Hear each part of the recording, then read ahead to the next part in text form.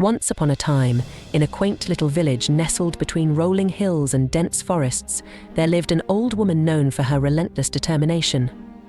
One fine morning, as she was sweeping her modest cottage, her broom struck something small and metallic on the dusty floor. Bending down with creaking knees, she discovered a little crooked sixpence, glinting in the sunlight that streamed through her window.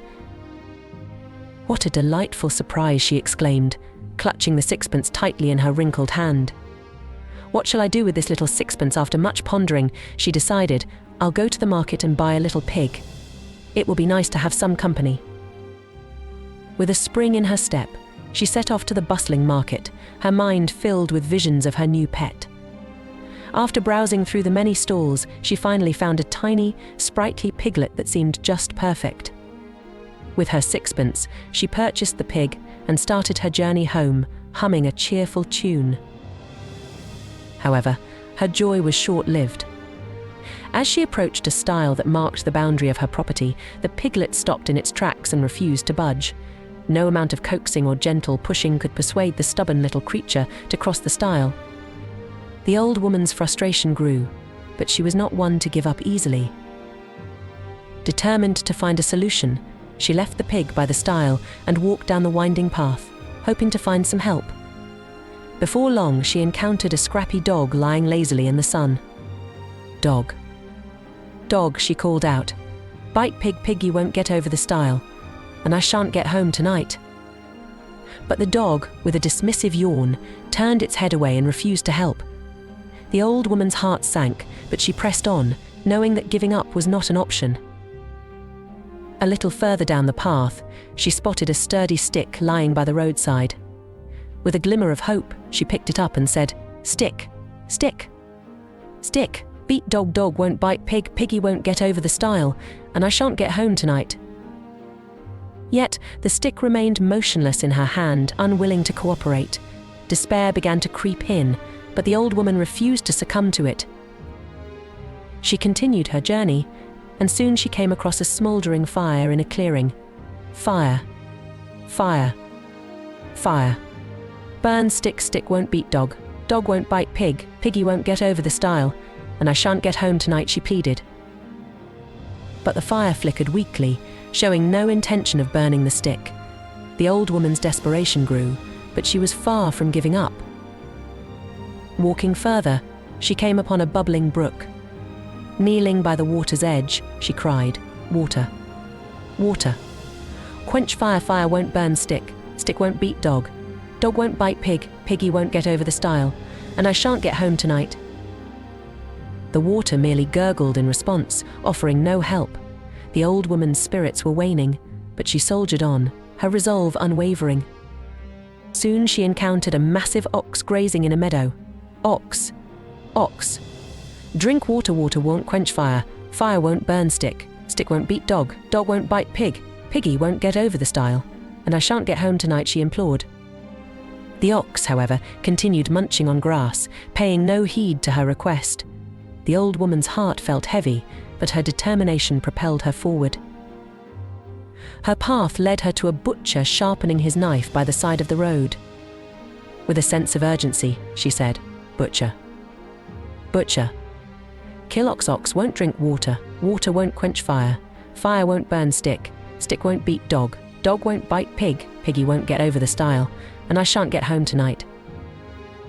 The butcher, however, shook his head and resumed his task, leaving the old woman feeling more desperate than ever. She continued her quest, her steps growing more weary but her will unbroken. Eventually, she stumbled upon a length of rope coiled neatly beside a barn. "Rope, rope.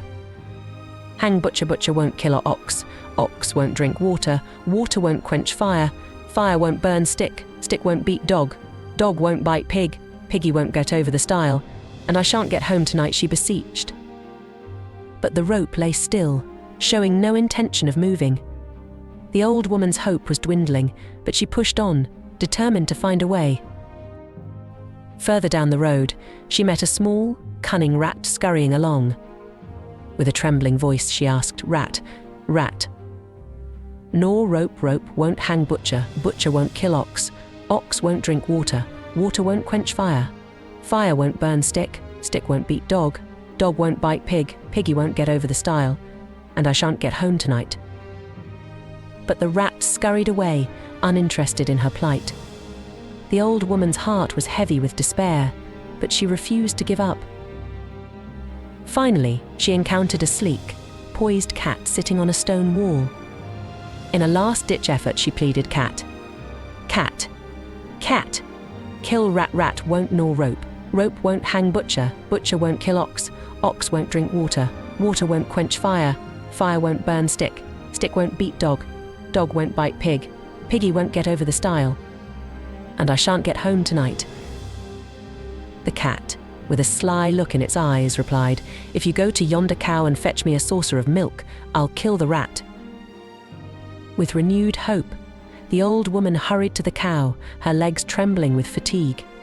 She begged the cow, "Cow, cow, give me some milk, the cat needs it to kill the rat." The cow, with a calm and gentle demeanor, responded, "If you fetch me a handful of hay from yonder haystack, I'll give you the milk."